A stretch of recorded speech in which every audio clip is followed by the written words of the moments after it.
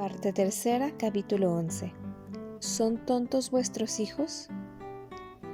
10 hijos había tenido aquella cristiana señora, y todos ellos sanos, listos y hermosos, todos menos uno que quedaba en perpetua infancia.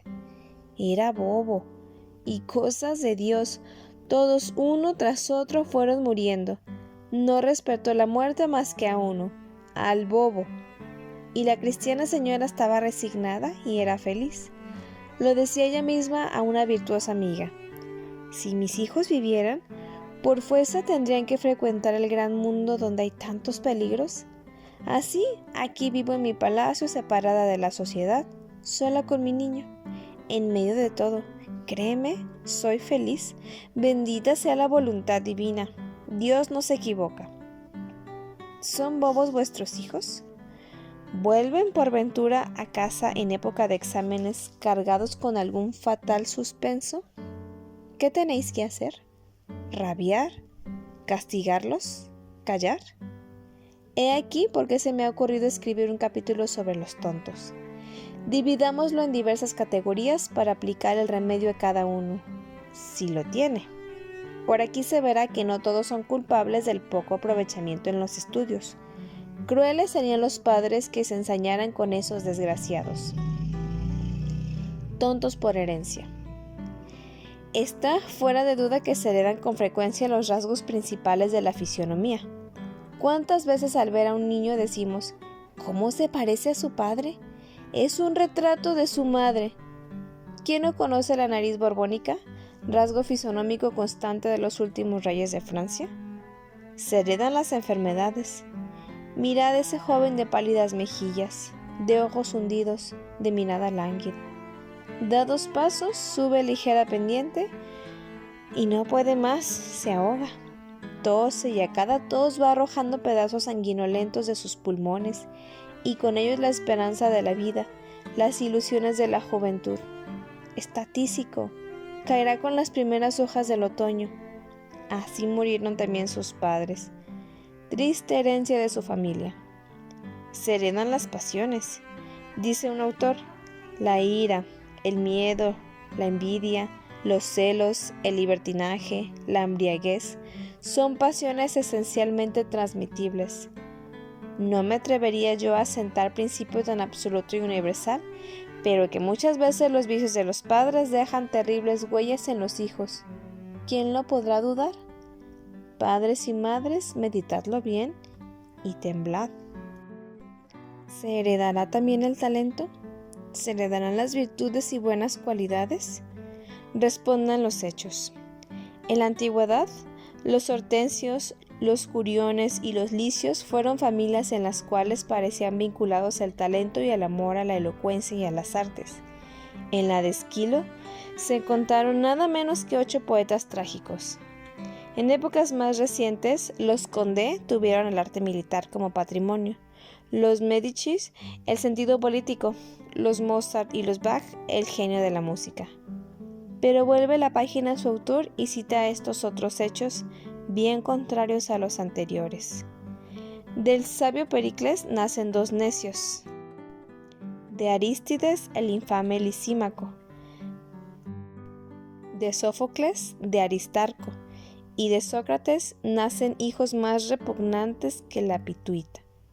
En la historia moderna encontramos ejemplos semejantes a centenares. Queda, pues, la cuestión envuelta en las sombras de la duda. Son leyes misteriosas de la naturaleza.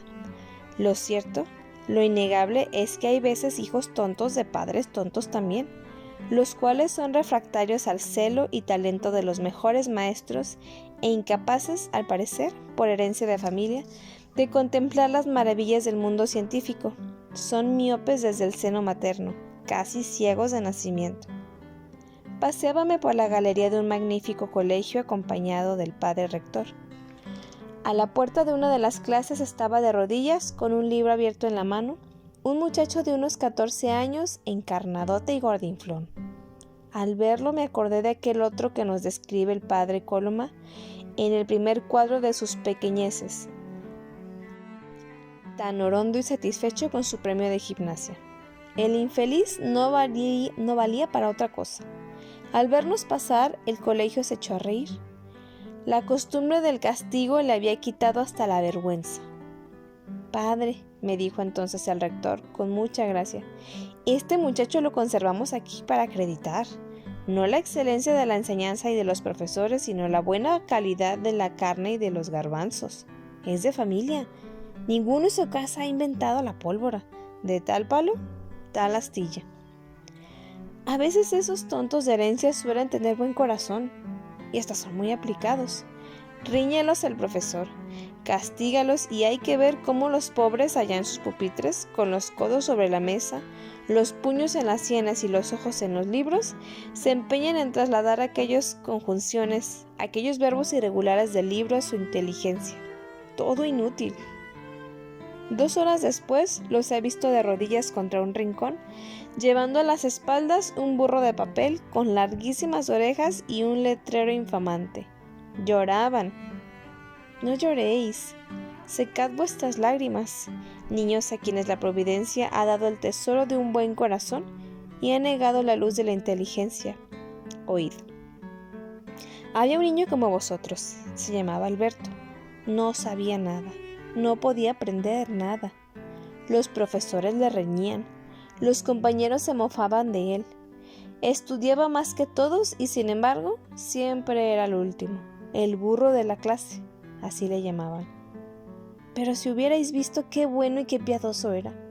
Un día, pues, se fue llorando a una iglesia, cayó a los pies de una imagen de la Virgen Santísima y con las manos cruzadas sobre el pecho y mirándola con aquellos ojos inocentes bañados en lágrimas, le dijo: «Madre mía, ya veis qué tonto soy. Si me hacéis sabio, os he de amar muchísimo toda mi vida». Al poco tiempo, Alberto era el primero de la clase, y más tarde llegó a ser un gran santo y un gran sabio. La posteridad le ha llamado con asombro San Alberto el Magno. Rezad, niños, vosotros también. Quizá la Virgen oirá vuestras oraciones, se disiparán las tinieblas de vuestra inteligencia y el sol de la sabiduría brillará en el cielo de vuestra mente. Hay otros tontos que no merecen ni la comparación de los hombres ni la bendición de Dios. Son tontos por pereza. Tontos por pereza. Tienen algún talento, a veces disposiciones extraordinarias, pero los libros los hastían, el estudio los cansa y los aburre. Para aprender la lección se contentan con hojear las páginas o con leerlas rápidamente. Lo demás del tiempo lo emplean en jugar a escondidas con algún camarada, en dormir o en comer a hurtadillas lo que siempre llegan consigo, para que no sean tan largas aquellas horas interminables. Si tienen que escribir algún deber, lo despachan en un momento, aunque vaya todo salpicado de borrones y barbarismos. En clase no atienden sino cuando se trata de reír alguna gracia o de burlarse de algún compañero. En la sala de estudio, lo mismo que en la clase, si tienen reloj, lo sacan y miran 1000 veces y van contando con febriles ansias los segundos que faltan para bajar al patio o correr a la calle. Y cuando por fin llega la hora, entonces saltan llenos de algazara y brincan y cantan y gritan como presidiarios a quienes han roto las cadenas. Son insensibles, lo mismo a las palabras cariñosas que a las amenazas, a las humillaciones y a los palos. Los profesores les ponen los motes más vergonzosos y denigrantes. Sus padres gritan o escriben cartas, a veces tiernas como ayeres de dolor, a veces sombrías y amenazadoras como los primeros truenos de una tempestad. Sus madres suspiran y lloran, todo en vano. Quizá prometan la enmienda, quizá un par de días saben algo mejor la lección, pero después lo mismo que antes. Llegan los exámenes. Si consiguen a fuerza de empeños y recomendaciones un aprobado, esta nota es para ellos sentencia que los absuelve de todas sus maldades o travesuras y credencial que los autoriza para continuar su vida licenciosa y su holgazana. Si un terrible pero bien merecido suspenso viene a proclamar delante de todo el mundo de su estupidez o su holgazanería, a veces se mueven de hombros, escupen con desdén, hacen alarde de indiferencia y arrogancia. A veces protestan, se lamentan o echan la culpa de todo a estos tíos de profesores. Ese es su delicado lenguaje. ¿Qué hacer con esos tontos perezosos? La respuesta es muy amarga, que la del sabio Monseñor Bernard, tan competente en esta materia. ¿Por qué hay jóvenes que no sienten más que esos deseos ineficaces que matan al perezoso y que arrastran entre la miseria de la inacción y la tristeza del castigo todos los días, todas las semanas, para llegar, terminando las clases, al desastre de una bancarrota intelectual que los exámenes se encargan de hacer manifiesta? Si son para ellos una carga los estudios, ¿para qué continúan? Si los pesan los libros, que tomen el arado, el azadón, el cepillo o la lima. ¿Lo queréis más claro? Tontos por ligereza. Hay además tontos por ligereza.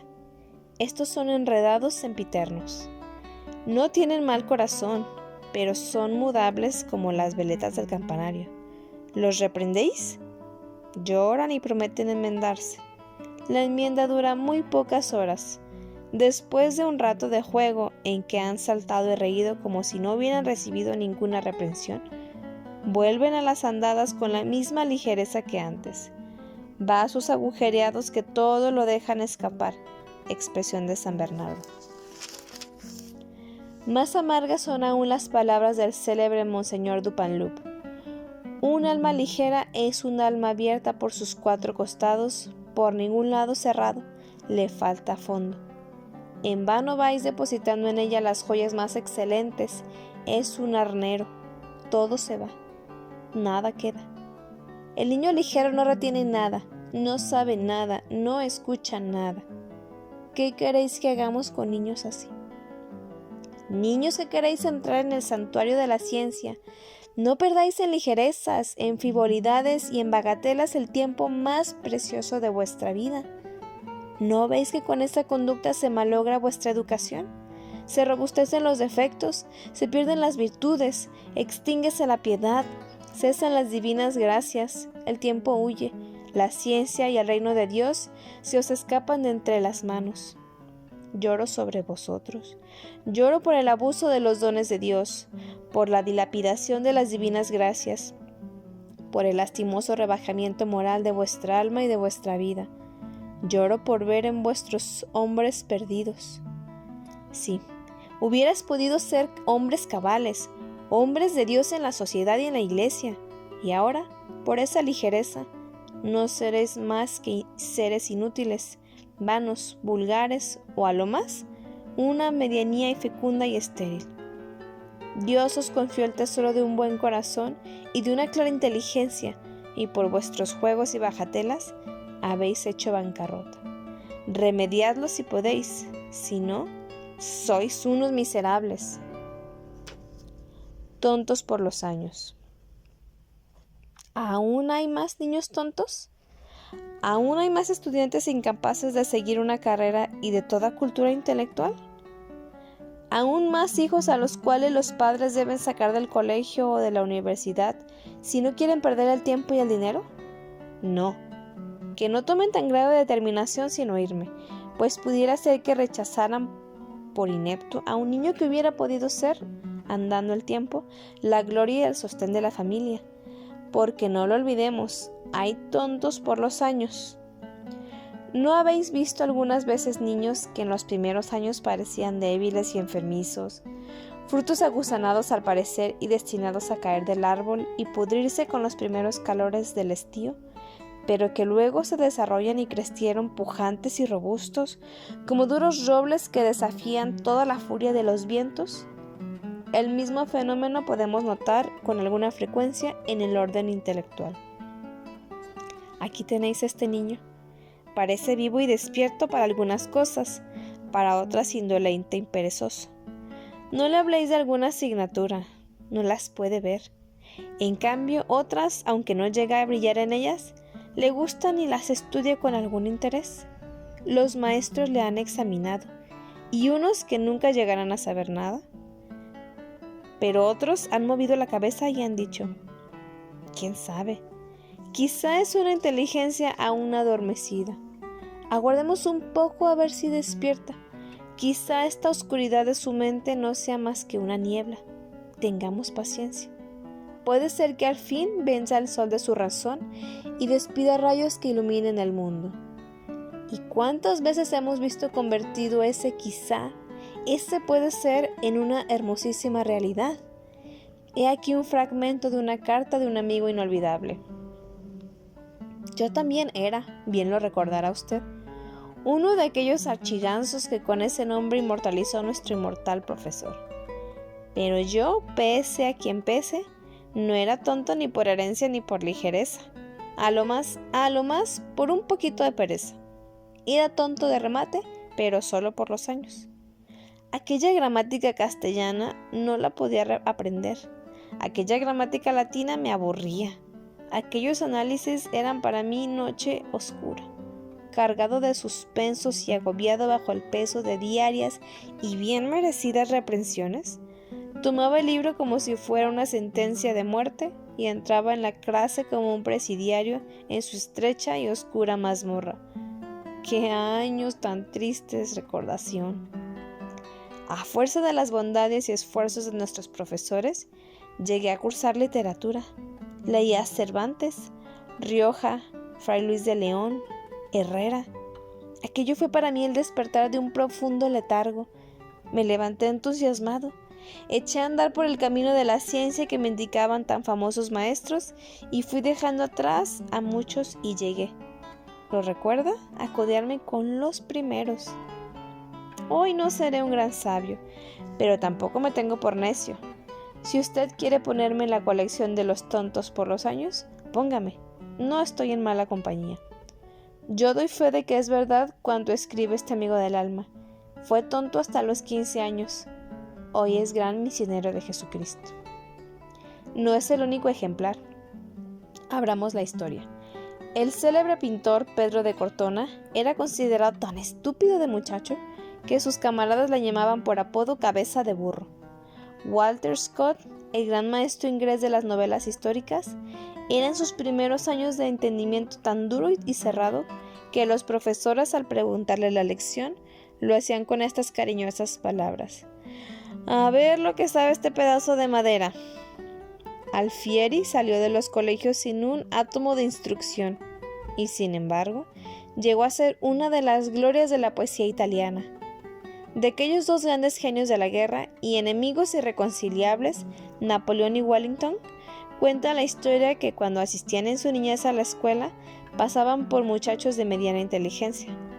Solo un hombre de mirada escrutadora y penetrante, solo un maestro muy avesado a estudiar los caracteres y las disposiciones de sus discípulos, pueden conocer el fuego debajo de la ceniza, la llama de una gran inteligencia, para más tarde detrás de esos ojos apagados de hoy. Tontos por el método de enseñanza. Aún hay otros niños ignorantes, no tanto por culpa suya como por culpa del Estado, que se ha metido a maestro y educador sin tener autoridad ni talento para ello. Son los niños tontos por el método de enseñanza. Retrocedamos algunos siglos o oigamos a Platón. Padres, conozco que son, en hecho de verdad, enemigos de sus hijos, por loca ambición de verlos hacer rapidísimos progresos y de que obtengan en todo extraordinaria superioridad. Los recargan con trabajos forzados cuyo peso los abruma. De ahí proviene el desaliento que les hace aborrecer los estudios. Las plantas regadas con moderación crecen fácilmente, mas el agua excesiva ahoga los gérmenes. Pues, ¿qué diría el sabio griego si leyera rápidamente el programa que tienen que estudiar los niños y los jóvenes en nuestros colegios y universidades? Latín, castellano, francés, alemán, griego, geografía, historia de España, historia universal, historia de la literatura, historia de la medicina, historia del derecho, historia del arte militar, álgebra, trigonometría, geometría, sociología, filosofía, botánica, física, química, agricultura y otras 1000 asignaturas más. Todo tienen que estudiarlo y aprenderlo esos pobres muchachos, esos pobres imberbes que, cargados de libros, se pillan en clases, si quieren aprobar el curso y más tarde ganarse la vida. ¿Qué hemos conseguido con esto? Formar legiones de tontos. ¿Cómo queréis?, exclamaba con profunda razón aquel gran maestro Monseñor Dupanloup. ¿Cómo queréis que el estudio simultáneo de tantas gramáticas, tan distintas por el fondo y por la forma, y de otra multitud de asignaturas, no abrume esos jóvenes talentos, desconcierte su memoria y turbe y embarace todo su desarrollo intelectual? ¿Cómo queréis que esas diminutas inteligencias no se pierdan en laberintos de declinaciones tan heterogéneas, de conjugaciones que nada se parecen, de nombres y artículos tan diferentes entre sí? Con estos programas de enseñanza, me decía últimamente un ilustrado profesor, no formamos sabios, sino pedantes. Y entre un tonto y un pedante, es infinitamente más simpático el tonto. ¿Qué hemos conseguido? Pagar un ejército permanente de perezosos. Jóvenes de 20 años logran al fin acabar la carrera. Son médicos, abogados, notarios, farmacéuticos. Ahora sería el momento de seguir estudiando para completar los conocimientos que solo a medias han podido adquirir en la clase. Pero están ya hartos del estudio. Se les ha indigestado los libros. Tienen pan, no les faltan influencias. ¿Para qué estudiar? Un joven que, cansado y aburrido de los libros y de la vida de colegio, salió de él para dedicarse a la pintura, escribía mucho más tarde. Le confieso que he conservado durante mucho tiempo instinta repugnancia hacia el estudio. Me han sido necesarios 15 años para reponerme del disgusto que los libros y las habichuelas del colegio llegaron a inspirarme. Hasta el año pasado no pude sin repugnancia comer habichuelas y al fin he conseguido leer con gusto una traducción de Virgilio. ¿Qué hemos conseguido? Criar una generación de tísicos o enfermizos. Este efecto desastroso han tenido que reconocerlo todos los médicos. Abatimiento o inercia de las funciones digestivas, trastornos del órgano de la vista, anemia, escrófulas, tisis, meningitis, locura. He aquí las terribles enfermedades que ceban cada día con mayor frecuencia en esos niños y jóvenes a quienes se les obliga a estudiar tantas y tan contrarias asignaturas. Mal funestísimo. Y lo más triste es que no tiene remedio.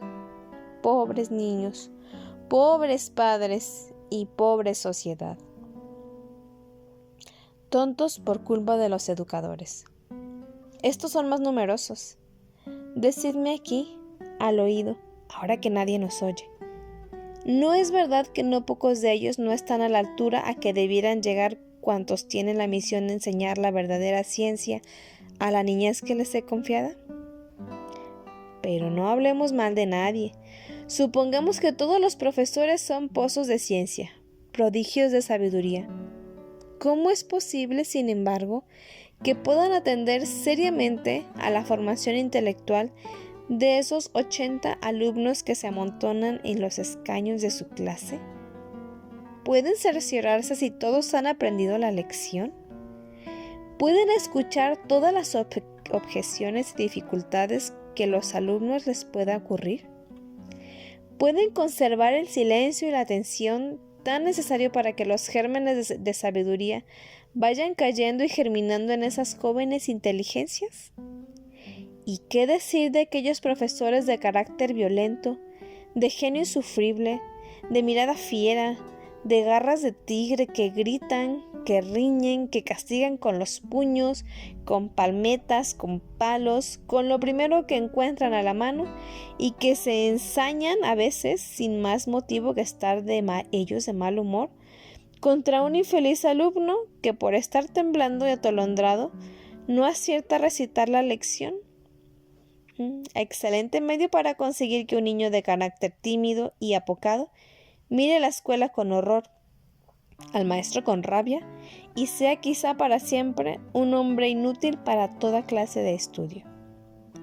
Un pobre muchacho temblando estaba de pie con una vara en la mano y buscando inútilmente en el mapa la ciudad que el maestro indicaba. Menudeaba los golpes, alzaba la voz con gritos descompastados, y el niño, cada vez más confundido, dejaba caer la vara sobre el mapa al azar.